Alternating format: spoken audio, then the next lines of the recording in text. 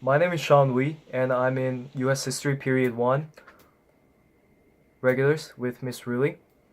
And today I'm going to be talking to you about why Gershwin should have been inducted to the U.S. Hall of Fame. Gershwin wrote exciting, timeless musical pieces, ranging from popular and jazz to classical music. His work includes sophisticated orchestral compositions like Rhapsody in Blue, 1924, and American in Paris, and Porgy and Bess, in addition to chart-topping popular music like They Can't Take That Away From Me, I Got Rhythm, Embraceable You, Embraceable You, and my favorite being Someone to Watch Over Me. George had parents, of course he had parents. His parents were Russian Yiddish immigrants, Moish Gershwitz and Rosa Bruskina, Morris and Rose, basically, married on July 21st before George's older brother Ira and later George Gershwin were born. His father changed the family name from Gershwitz to Gershwin with an E in the end, so like Gershwin, but like pronounced Gershwin. And George Gershwin later took off the E when he became a musician, and the rest of his family members later did the same. Eventually did the same. George and his brother Ira grew up in the Yiddish theater district, which influenced them a lot in their later decisions to... Oh shit.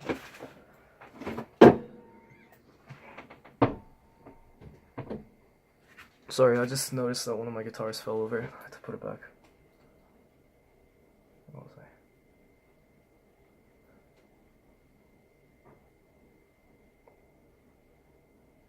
Oh yeah, influenced them when they went into their profession, which a lot of it consisted of writing hit Broadway shows. And George was a musical genius. He started playing the piano at the age of 10, but in his early teens, he would attend orchestral concerts and memorize the pieces by ear, come home and play them on the family piano. So he was like absolutely genius, even though he only started at the age of 10. Yeah, which is actually quite late for like a genius piano player. Gershwin's first most major and popular work, Rhapsody in Blue, written in 1924, debuted in 1924, were conceived partly on a train to Busan. Train to Boston. Sorry, some movie title stuck in my head. Train ride to Boston. And Gershwin said the early ideas came from, quote-unquote, on the train with its steely rhythms, its rattly bang that is so often stimulating for a composer, end quote. In the mid-1920s, Gershwin briefly lived in Paris, and he wanted to study composition with famous classical composers like Maurice Ravel, but they all rejected him, and Ravel even said, quote, "Why become a second-rate Ravel when you're already a first-rate Gershwin, end quote. The Gershwin brothers were very prolific, writing a hit Broadway show nearly every year.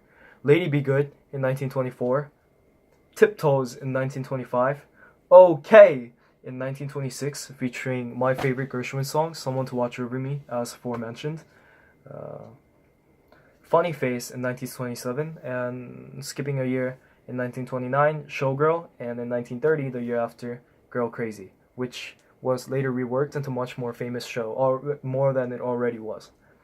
And the year after, 1931, they wrote Of Thee I Sing, which was the first musical comedy to win the Pulitzer Prize for drama. So big deal. All of these pretty much super good. Even though I haven't watched them, I probably should have said that. Gershwin received his sole Academy Award nomination for Best Original Song at the 1937 Oscars for They Can't Take That Away From Me, written with his brother Ira for the 1937 film Shall We Dance. Gershwin died 2 months after the film's release, so it was really sad. As mentioned earlier, Girl Crazy was reworked into Crazy For You, the 1992 Tony winner for Best Musical. It included a new book by Ken Ludwig on top of Girl Crazy, incorporating songs from several other Gershwin shows. Crazy for You also won Tonys for director Suzanne Stroman and costumer William Ivy Long. In his rave interview in the New York Times, Frank Rich wrote, I'm just gonna skip and read a part of it. A riotously entertaining show called Crazy for You uncorked the American musical classic blend of music, laughter, dancing, sentiment, and showmanship with the freshness and confidence rarely seen during the Cats decade. End quote. It's really hard to say. In 1970, George Gershwin was inducted into the Songwriters Hall of Fame, and in 1998, he was posthumously awarded the Pulitzer Prize to mark the centenary of his birth. So why just keep him in the Songwriters Hall of Fame when we could bring him to the US Hall of Fame for all the right reasons, being that he influenced like American culture a lot, not just in songwriting. Like he did that like way too well, which was why he was in Songwriters Hall of Fame.